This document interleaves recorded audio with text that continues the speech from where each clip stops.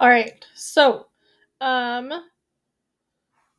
toddlers show autonomy through temper tantrums, which is a release of violent anger or frustration exhibited by screaming, kicking, crying, etc. Difficulty sharing actually shows that they're developing autonomy, and developing self help skills shows that they're developing autonomy as well.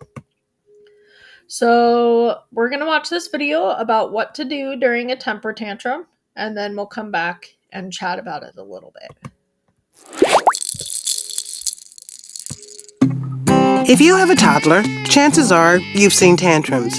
Toddlers don't always have the words to tell us when something's wrong, and tantrums are a toddler's way of saying she needs something or is frustrated. They're also really frustrating for parents. So, how can you get through a tantrum without losing your cool? We've got some tips. Tantrum Action Plan. During a tantrum, your child's emotions are raging out of control. So, it's important to be consistent when dealing with a temper tantrum. The best thing you can do to end the tantrum is stay calm and show your child that even though she's out of control, you're not.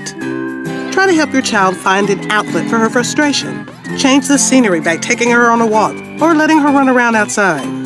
If that doesn't work, move your toddler to a safe place and try to ignore the behavior. When the tantrum is over, talk to your child in a calm voice. This helps teach your toddler how to calm himself. Don't have a temper tantrum with your toddler. When your toddler is out of control, keep calm. Yelling and spanking usually make it worse, and the temper tantrum will escalate. Don't reward tantrums. This just encourages more tantrums in the future. Instead, praise your child for good behavior and reward her for it.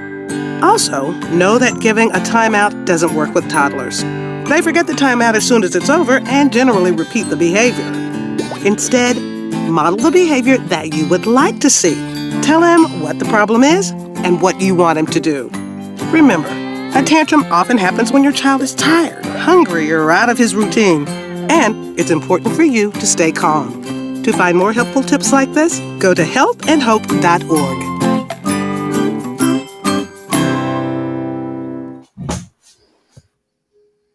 All right, so that gave you some ideas about what to do when kids throw tantrums, because it happens, and it happens a lot.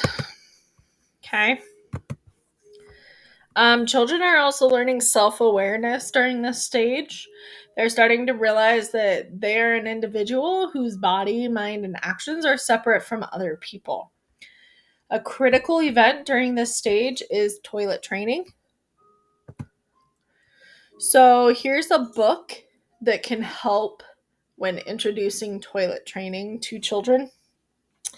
This one is for girls. There is one out there for boys as well, but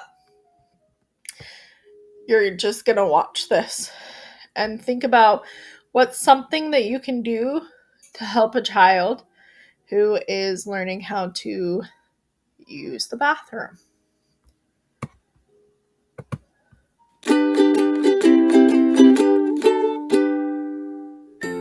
Hi, I'm Mr. Storytime, and today we're going to read The Potty Book for Girls by Alyssa Satin Capocilli with illustrations by Dorothy Stott. Hello, my name is Hannah. I have lots of fun each day. But first I need my diaper changed so I can go and play. I can eat my breakfast by myself. I can brush my teeth at the sink. I can choose the clothes I want to wear. I really love hot pink. Mommy has a big box. She says it's just for me. Daddy helps me open it. Whatever can it be? Is it a brand new fish bowl? No, it couldn't be. Maybe it's a big boat to sail across the sea. Is it a new rocking chair? Is it a bed for Teddy? Mom says it's my very own potty to use when I am ready. I look down at my diaper. It seems to fit just right. My diaper's where I pee and poop morning, noon, and night.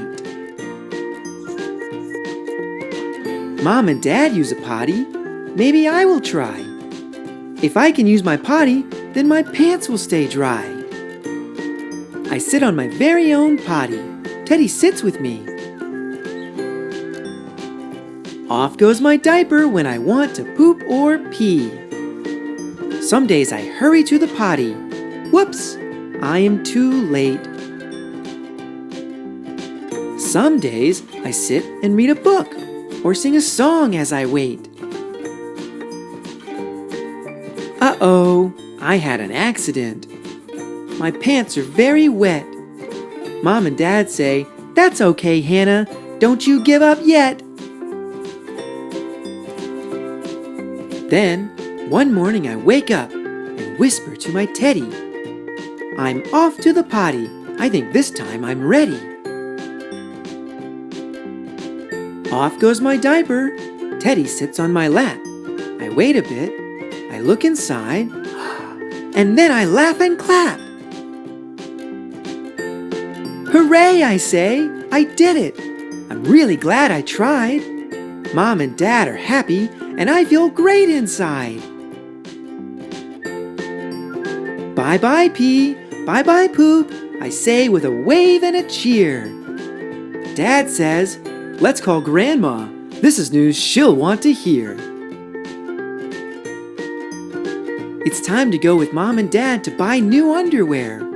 Can you guess who gets to choose that very special pair? I'm a big girl now. I can run and jump and play. I don't want a wet diaper to get in my way. Want to know a secret? You can do it too. Just march off to the potty like me and Teddy do. I'm off to the potty. No more diapers for me. And I feel great. I am proud of me. Thanks so much for sharing this story with me. All right.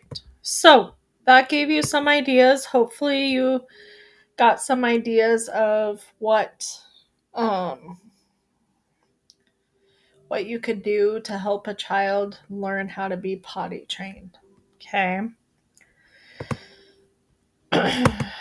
All right. So in this stage, we want them to have autonomy, right? But a lack of control or independence can actually make kids feel like failures and can cause shame and doubt.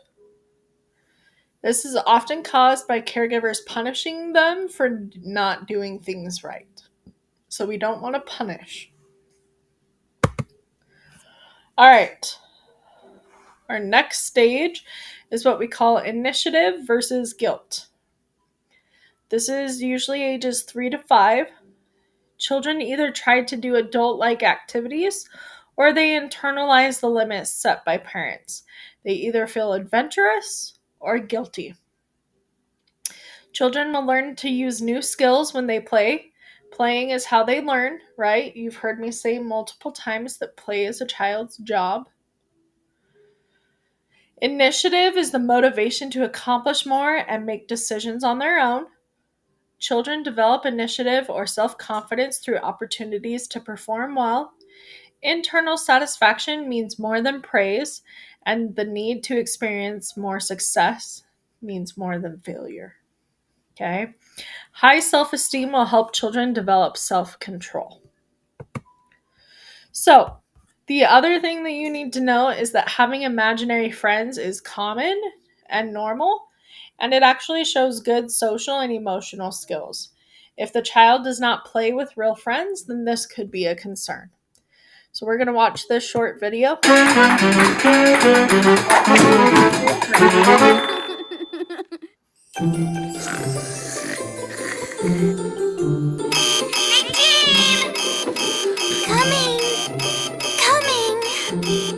Being an imaginary friend isn't easy.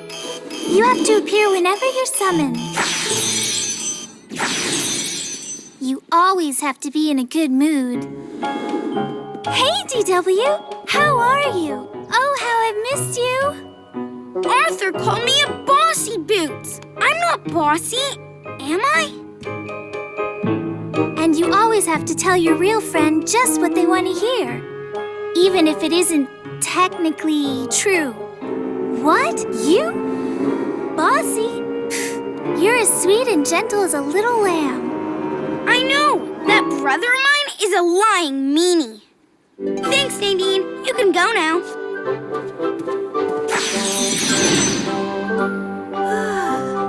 But the hardest part about being an imaginary friend is someday your friend will outgrow you. Nadine! Watch Arthur. Okay, so that's just a short clip to talk about imaginary friends, okay? You just need to know that they're normal.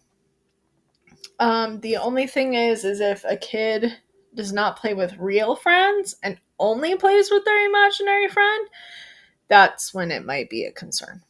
Okay? We're going to end this one here and I'll pick it up in the next one. So see you soon.